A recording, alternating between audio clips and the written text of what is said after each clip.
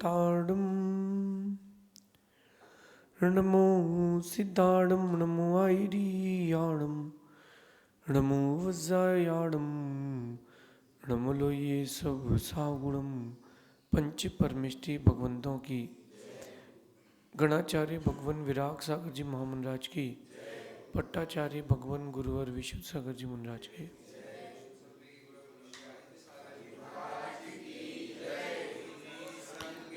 या हम सभी अपने जीवन में सुख और गुणों की अभिवृद्धि के लिए नीति के विषयों का श्रवण कर रहे हैं।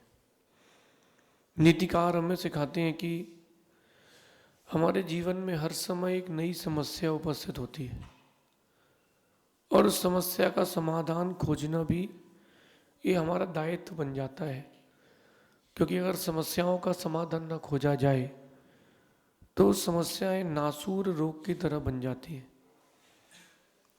वो एक समस्या दूसरी समस्या ऐसे होते होते अनेकों समस्याएं आपके जीवन में एक साथ उपस्थित हो सकती हैं। इसलिए हर समस्या का एक समाधान होता है।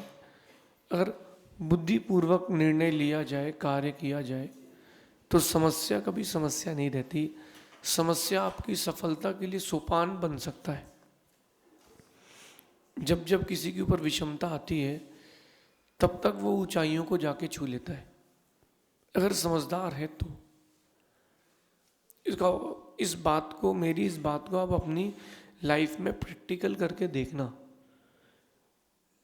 दो लोग चल रहे हैं और एक व्यक्ति ने दूसरे को धक्का दे दिया।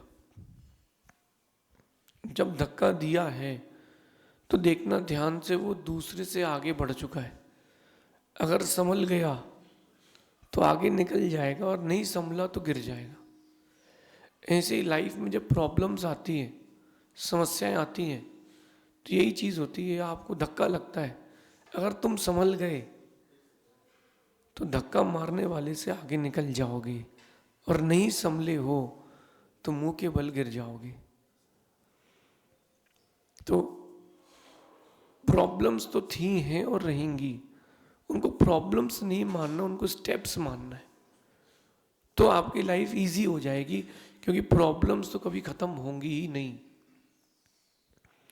आज की नीति कुछ भिन्न बात कह रही है। आप जो कुछ भी करते हैं उसके साथ एक सहकारी कारण होता है।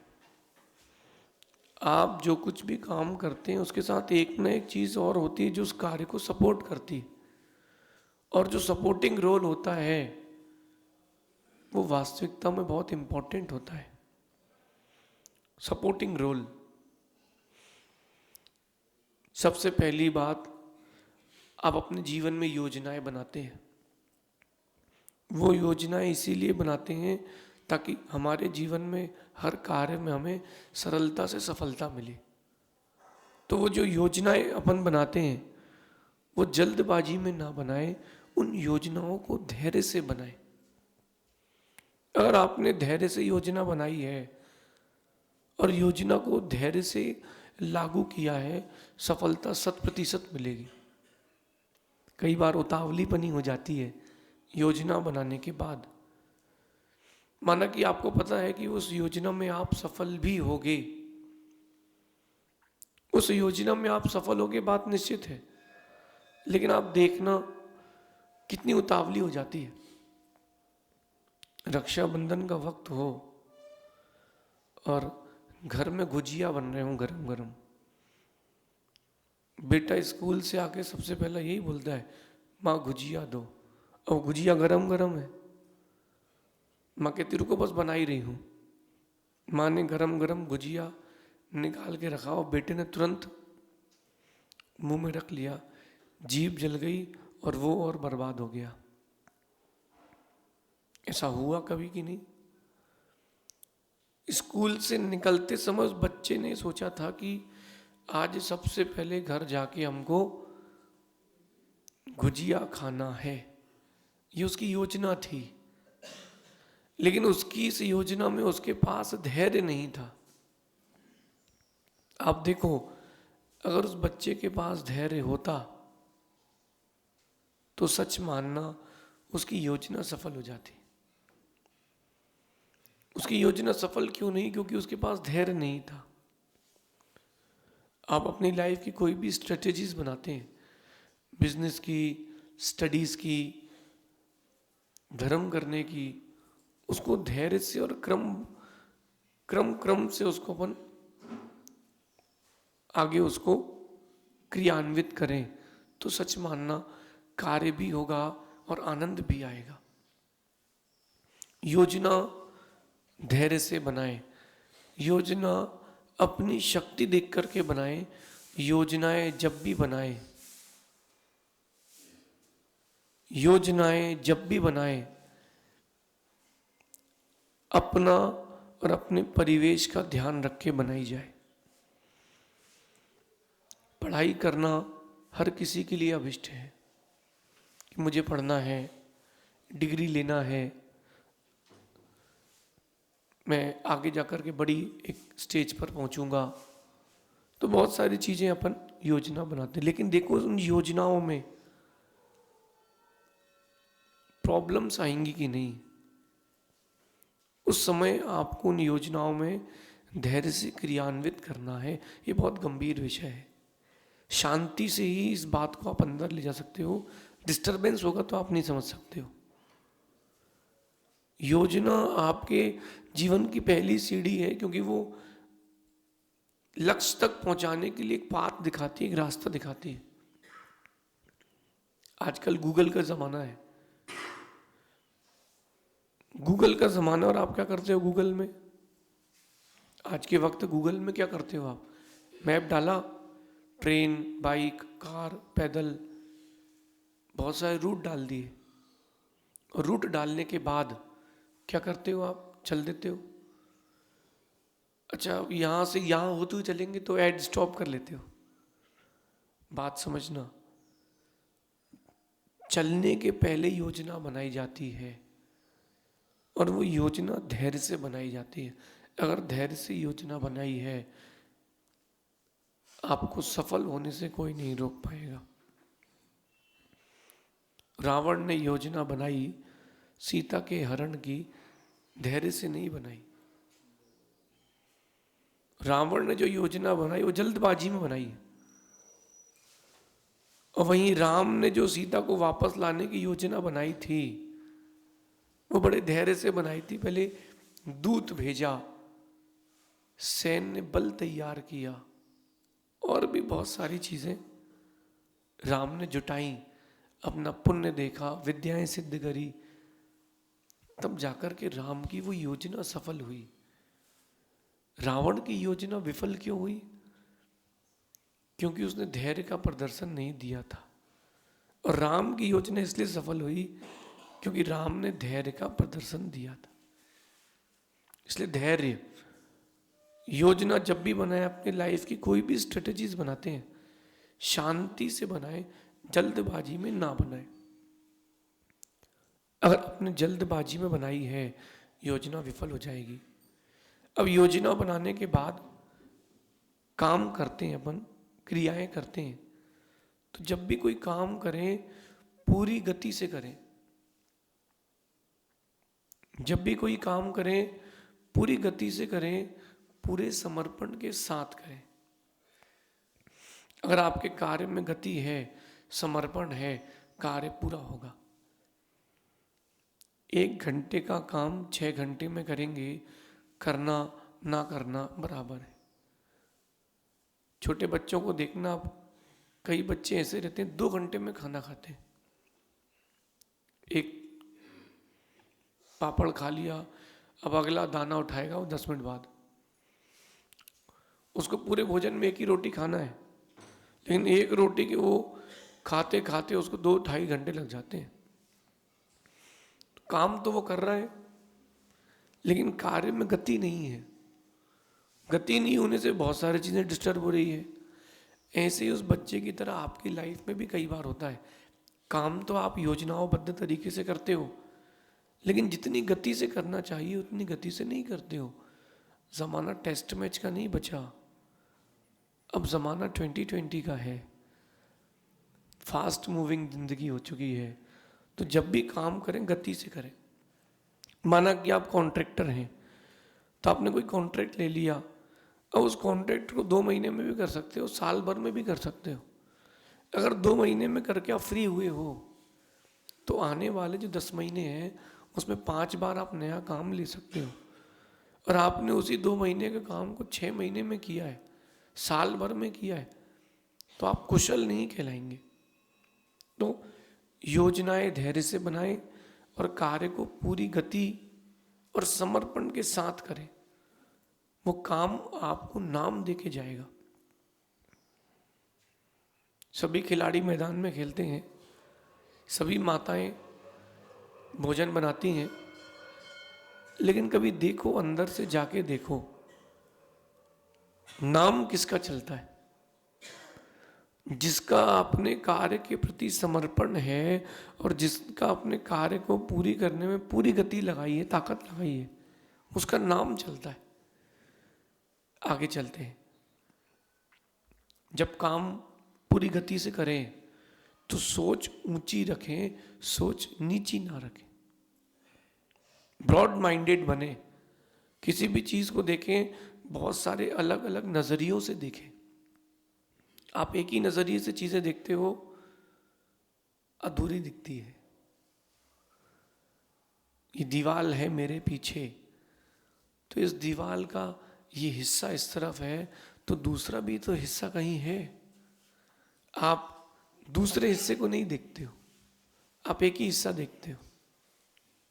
ये जो दीवाल है, इसके पीछे का भी तो हिस्सा है, उस हिस्से को भी देखना चालू करें। सोच ऊंची ही रखें। अगर सोच ऊंची रखी है, सच मानना, दुनिया के विशेष व्यक्तित्व में आपका नाम चलेगा। सोच ऊंची रखें। किसी भी चीज को देखते हैं तो एक बड़े नजरिए से उसको देखें, छोटे नजरिए से ना देखें। अगर पहले के जो फोन के कैमरे चलते थे,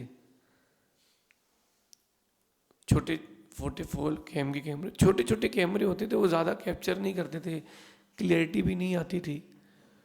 वो जो कैमरा लगाते हैं अपन लोग, उस छोटे से कैमरे से अगर आप फोटो खींचोगे तो यहाँ बैठे 2-3 लोगों की फोटो आएगी। और वहीं आप थोड़ी हाई क्वालिटी के फ़ोन से खींचोगे, फ़ोन के, तो और भी लोग आएंगे। और अगर DSLR से लोगे तो और भी ज़्यादा लोग आएंगे, क्लियरिटी उतनी ज़्यादा आएगी, क्योंकि उस फ़ोन का विजन वैसा है। सोच जितनी ऊंची रखोगे आप, सोच जितनी ऊंची रखोगे, आपको उतना ज़्यादा, उतना दूर का दिखेगा।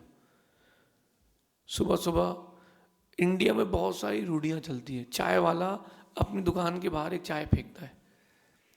क्यों फेंकता है? वो दुकान के ठीक सामने फेंकता है रोड में। मुझे इसलिए पता है क्योंकि मैं बिहार करता हूँ, चाय पड़ी दिख जाती है, मैं समझ जाता हूँ दुकान है।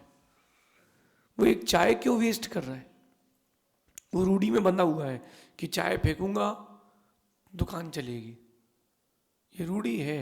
अरे उस चाय को मत फेंक, 5 रुपए ज्यादा की चाय बिकेगी। वो अपनी सोच को रूढ़ियों में बांध चुका है। अपनी सोच को वास्ट करें, अपनी सोच को बड़ा करें और ऊंची सोच रखें।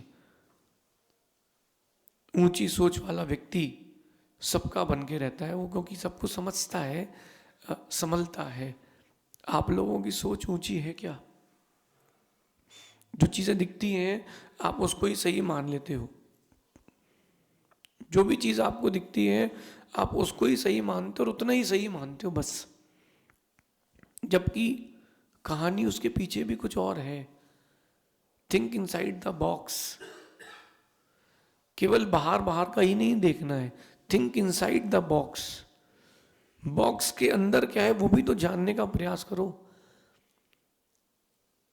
इंडिया में एक बहुत बड़ी प्रॉब्लम है, जो भी कुछ दिखता है व्यक्ति उसको अपने नजरिए से देखता है, परिस्थिति से नहीं देखता।